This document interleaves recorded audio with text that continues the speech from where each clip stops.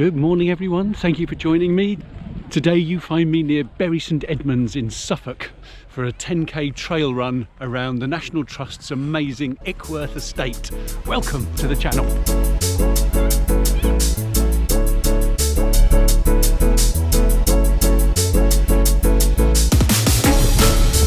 Chuffed to bits. Isn't it amazing? Buns of steel and liver transplant, sand. Yeehaw!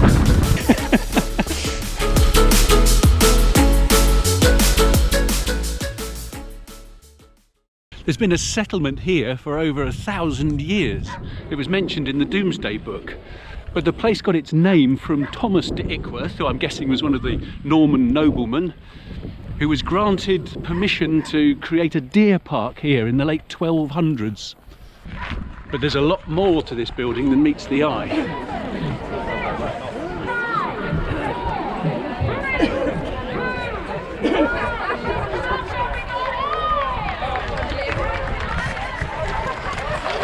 Boston runners! Hey, high five! Everyone, high five! So this place was founded in about 1200s, late 1200s by Thomas de Ickworth. A couple of hundred years later, but the Harvey family bought it. It's Harvey spelled H-E-R, looks like Hervey. And they stayed here for the next 600 years.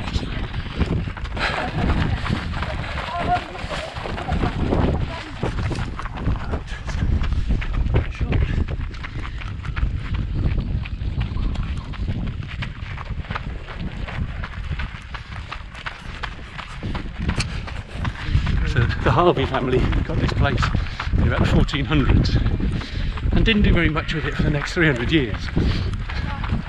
And by the late 1700s it was actually all a bit run down and derelict.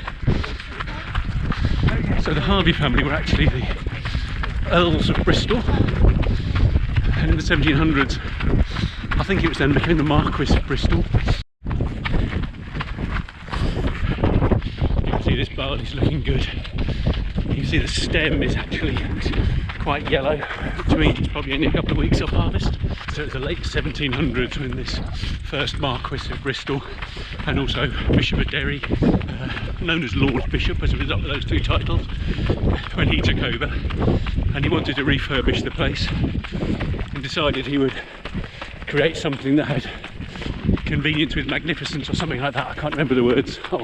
I'll put it up on the screen. But he set about a refurb plan. But that's the house that we see today, and that wasn't completed till early 1800s, so 50 years later, by his son. So one of the reasons that first Marquis didn't get to finish might have been because he spent a lot of his time travelling around Europe looking at fine art and fine houses and enjoying himself socially.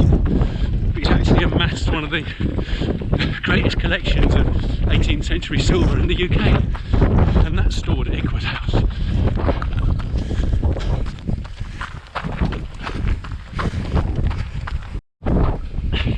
This is a bit of a grinder. So as well as deer, like we saw at Shuttleworth, a lot of this land would have been used to encourage rabbits, for rabbit warrens, again for food. So we've just hit halfway and being rewarded with a lovely cool run through the trees.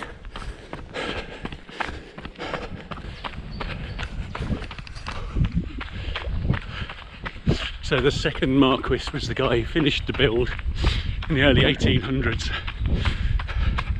And what's really striking about the design of Ickworth House, traditionally when you saw a house that looked a bit like this, a big stately home, they would build the central house and then have two wings going off each side.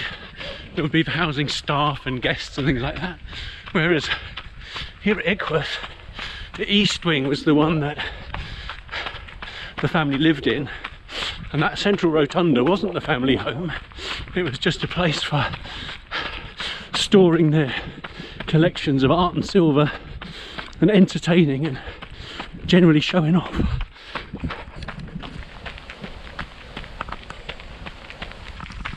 So in case you think this is all ancient history, the Harvey family are still the Marquis of Bristol.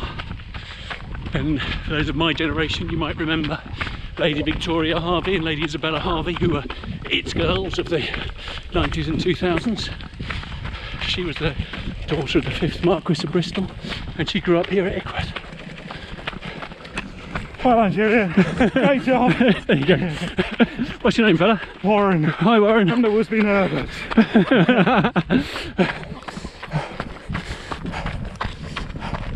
The Harveys don't live here anymore though, because I think it was the 4th Marquis when he died. His wife had to sell the estate for death duties, and so they sold the estate to the Crown, and the Crown gave it to the National Trust for all of us to enjoy. And the family though leased back part of the East Wing to live in, and lived there up until, oh, I think the early 2000s. 4.3 miles, 7k. A little bit of downhill, chance to recharge.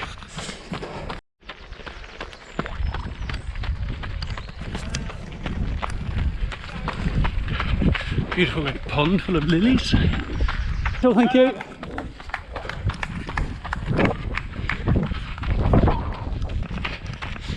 The thing that you wouldn't have realised is when that 2nd Marquis built the wonderful rotunda and the 2 wings, and he lived in the East Wing, the West Wing they did nothing with. It was completely unfinished inside, just walls and a roof, and it was just there to look good for symmetry, but they couldn't afford to actually do anything with it. So in about 2003 the National Trust started a renovation campaign and finished the job for him, and it's now a really good visitor centre and cafe and a whole set of excellent function rooms.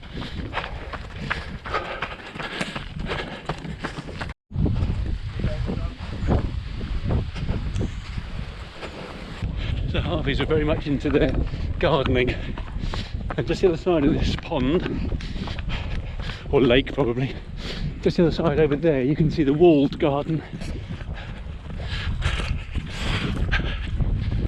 and one of the gardeners there was known as Scribbling Billy because he wrote copious articles for local and national publications, just wrote on anything. And he was one of the key gardeners in the walled garden. He later went on to design the Abbey Gardens in Bury St Edmunds.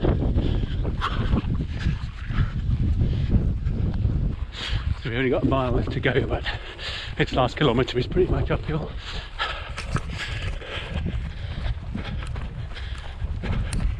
I'm good, thank you.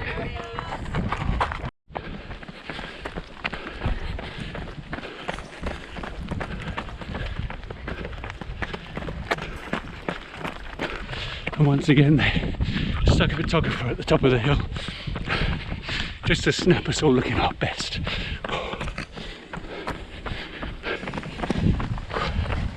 Everything we've walked on has been public footpaths, so you can come to Ickworth, pay your entrance fee, enjoy this magnificent stuff. I don't know whether walking around the gardens costs more. You have to check the National Trust website. It also tells you a whole load more about the history that I decided not to tell you today, including this marvellous church.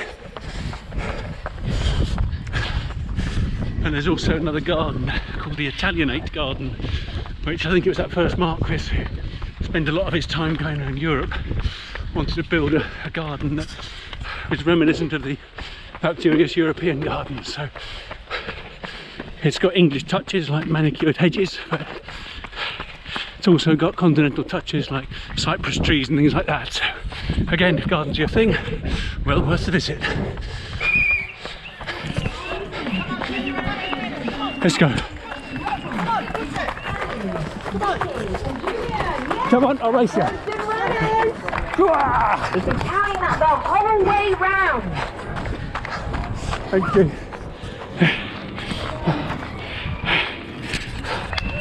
We've got Trevor, Eric and Astrid that just gone away. Eric and Astrid! The Eric! Yes, my friend, the Eric, well done. Astrid. Hoohaah Ickworth 10k done. Now enjoy my flapjack. I must get the recipe because These flapjacks are just fabulous. So as always, it was really well organised, really well marshalled. The enthusiasm of the commentator is always great fun. There's Eric, and there's everybody else. Yeah, all right, I'll just shut up, shall I? Thank you to Hoohaah, thank you to Active Training World and the National Trust.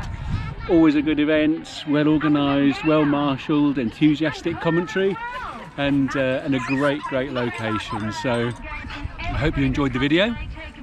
If you have, please give it a like, and that helps YouTube share it with other runners. And if you want to see more, then hit the subscribe button, which will be about here somewhere, I think. And look forward to seeing you on another run very soon.